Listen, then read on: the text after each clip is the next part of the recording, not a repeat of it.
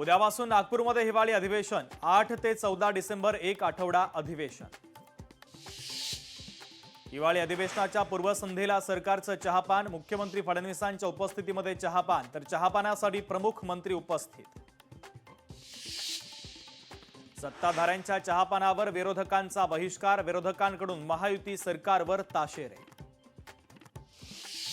पुण्यातील मुंडवा जमीन घोटाळा प्रकरणातील आरोपी शीतल तेजवानीचा ताबा बावधन पोलीस घेणार। सध्या शीतल तेजवानी पुणे शहर पोलिसांच्या आर्थिक गुन्हे शाखेच्या ताब्यात।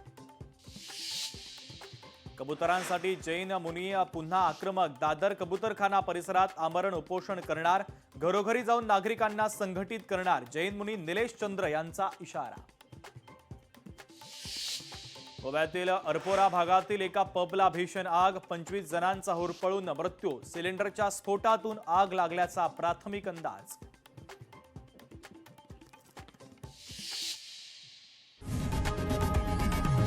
लोकशाही मराठी ऐका, पहा, जागरूक रहा।